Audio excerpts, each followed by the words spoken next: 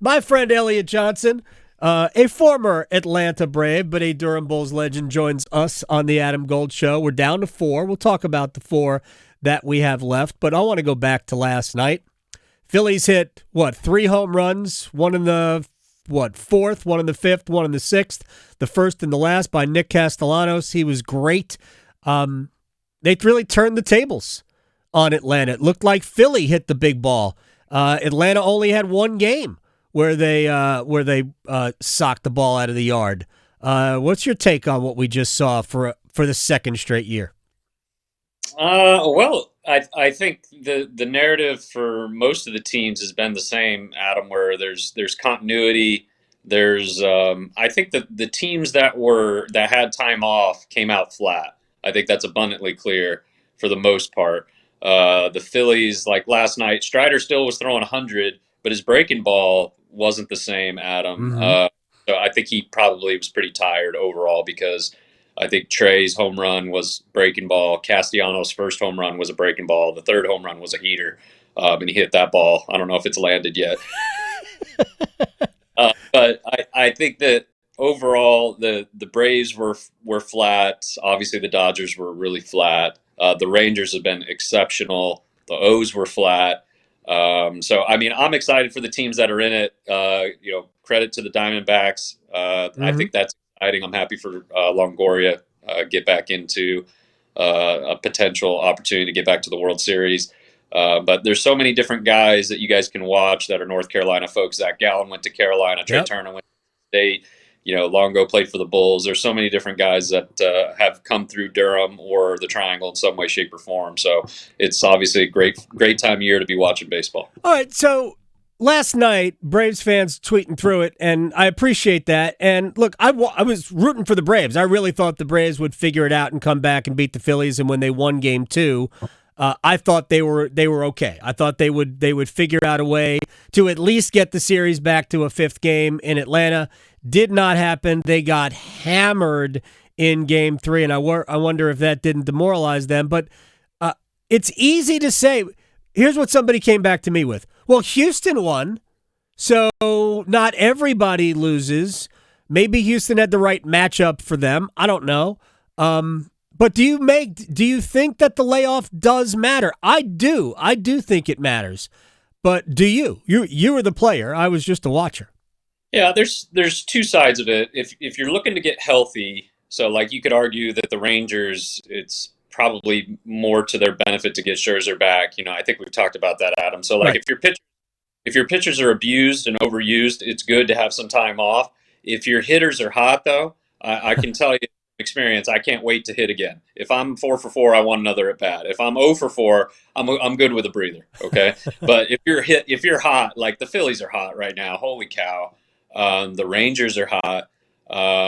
So I think when you're hitting really, really well, it becomes contagious. And I think the Phillies just haven't stopped. I don't think they've lost any confidence.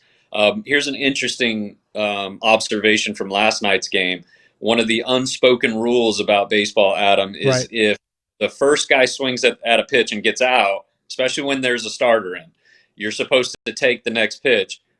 Trey Turner did not and ended up getting, one of his 4 hits last night, single through the left side, and then Bryce Harper got a hit, went first to third. It didn't materialize. Mm-hmm. That was an interesting observation from last night's game. Elliot Johnson is joining us here on the Adam Gold Show. I know it didn't really matter in the grand scheme of things because the Braves did not score, but I was stunned to see Marcell Ozuna go first to third on a single where, I mean, he's not exactly a burner, and that was a relatively close play. I don't want to say his run doesn't mean anything because when you're down 2, the second run does mean something, but that was an unusual risk to see, but I guess not only didn't it matter then, but it didn't matter because they didn't score. Well, Pilar, so, Riley hits the home run, and that kicked everything off, but then immediately coming back, the Phillies answered back. Castellanos ball way back and bat flipping, letting everybody know that he was the better man last night. But really, the game where it changed, Pilar didn't take the base on the wild pitch when Kimbrel was in there. Kimbrel was all over the place, Adam. The miracle he got out of it. He's lucky that Acuna swung at that, I think, 1-1 breaking ball down and in. Okay, yeah. Acuna almost made it happen with that 3-2 fastball that Rojas caught in center field. That was pretty much the game right there. That was the Braves' only shot to do anything. Elliot Johnson is here. Do you think Philly might be in Atlanta's head a little bit? Look, as a Mets fan, I always thought the Braves were in the Mets' head. Do you think Philly might be in Atlanta's head? I think the thing you can point to definitively is Arcia, and you don't need to give Phillies fans any more motivation than they already have. Adam. Right. Played in Philly can tell you that. So I think there's been a lot of video out there of fans getting on Arcia and him responding to them, which is a huge no-no. Acuna tried to shield him from it as much as possible, but he shouldn't even be acknowledging it. If you're acknowledging it, then you're hearing it and you're letting him know that you hear it. So I think that narrative certainly permeated, and it did not work to their benefit because in Game 3, Harper was just, he hit balls 500 feet and then staring Arcia down. And deserves it, I mean, in so many ways, and everybody's trying to pretend like it's a sacred place. Anything you say in a reporter's vicinity, they can and will use it against you if they want to. Right. And so I think unfortunately for them, it did not help. And so if they're in their head, I think it had more to do with that whole scenario. Last year, you can talk about that, sure. And it did permeate this year because, the Braves obviously didn't come out on top. Yeah, I mean, we can work backwards and prove everything based on what has happened.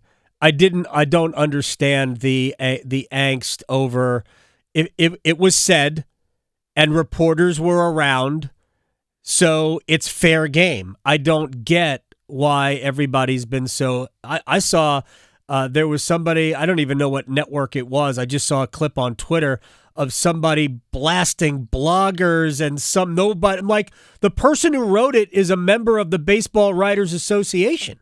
I don't even what are you?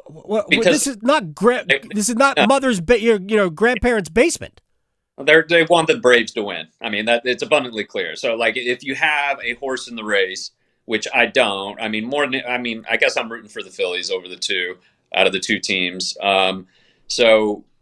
But by and large, if there's any kind of negativity about it, it's because they didn't want it to get out because they didn't view it as a positive to help the Braves win. Right. It's that simple. All right, real quick before we have to say goodbye to Elliot Johnson, who's joining us here on the Adam Gold Show.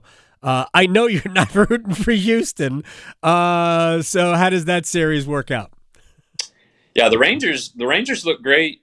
Quietly, Eovaldi is doing some things that are unbelievable. I think he was second to Andy Pettitte in highest strike percentage thrown in a playoff game. Holy cow! Yep.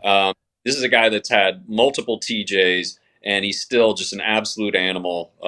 He's doing everything they would hope, and then some. Corey Seager, North Carolina native, is one of the best players in the world. Evan Carter, credit to their front office for bringing him up. He's been one of the best players in the world. Very young, very good baseball player. Simeon's been incredible. Yeah, he has. Both of those free agent acquisitions have been tremendous for the Rangers. Garcia's hitting the crap out of the ball, and he's.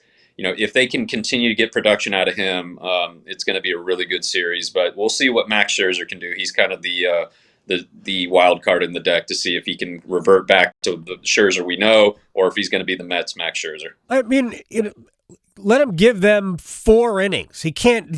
I don't know that he can sustain. I don't think he can go a third time through the lineup. He might not be able to get a second time through the lineup, to be honest. I'm going to say you're taking the Rangers because you can't bring yourself to pick the Astros, and I understand why. Phillies or Diamondbacks in the National League? Phillies. I think that the Diamondbacks' magic is over. If they can neutralize Corbin Carroll, that offense doesn't have a whole lot. Right. So if they can find a way to keep him off the base pass, that's pretty much where you can kind of throw a tourniquet on their offense. So I think that they will. I think it's going to be Phillies, Rangers, and I think it's going to be an outstanding series. Can't wait. And actually, that's almost the best that Major League Baseball could hope for. They're definitely rooting for the Phillies when it comes to ratings. Elliot Johnson, I appreciate your time. I'll talk to you soon. Pleasure as always, Adam. You got it.